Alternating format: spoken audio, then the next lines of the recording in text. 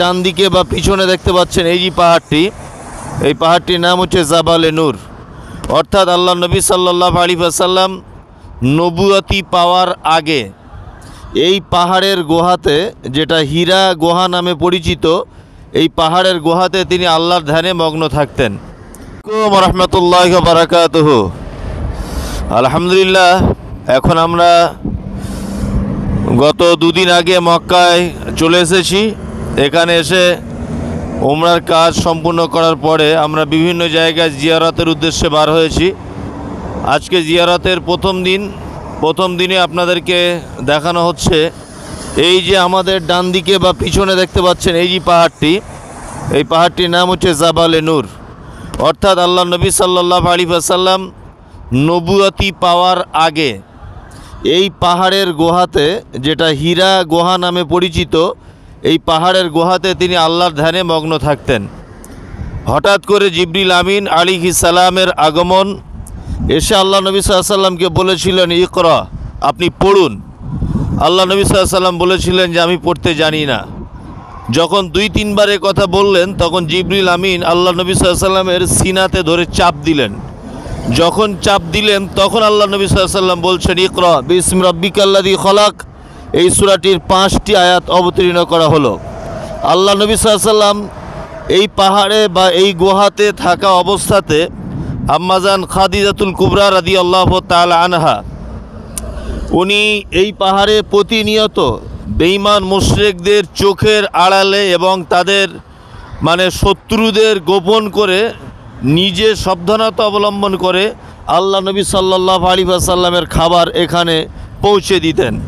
এইরকমও মর্মে পাওয়া যায় যে আম্মাজান খাদিজা রাদিয়াল্লাহু তাআলা আনহা তিনি যখন খাবার নিয়ে আসতেন, তখন আল্লাহ সুবহানাহু ওয়া তাআলা নবীজিকে বলেছিলেন যে মুহাম্মদ, আপনি যাকে দেখতে পাচ্ছেন অর্থাৎ আপনার বিবি খাদিজা, ওর হাতে আছে পানির পাত্র এবং হাতে আছে খাবার, আপনি ওকে বলে দেন যে আমি আল্লাহ খাদিজাকে সালাম দিচ্ছি।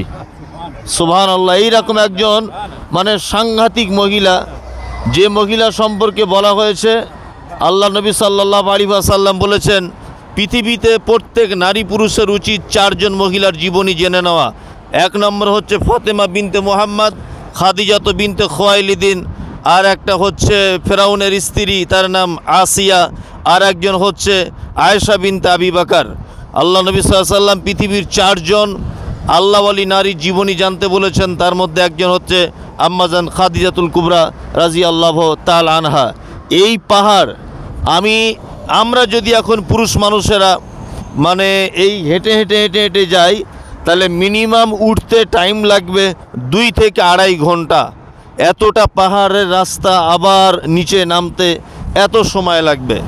যাই হোক, এই পাহাড়টাতেই কোরআন অবতীর্ণ হয়েছে এবং আল্লাহ নবী সাল্লাল্লাহু আলাইহি ওয়াসাল্লাম এই পাহাড় থেকে নেমে খাদিজাতুল কুবরা রাদিয়াল্লাহু তাআলা আনহার বাড়িতে গিয়েছিলেন। গিয়ে থরথর করে কাঁপছিলেন। তখন খাদিজা রাদিয়াল্লাহু তাআলা আনহা তিনি জিজ্ঞেস করেছিলেন, আপনি কাঁপছেন কেন?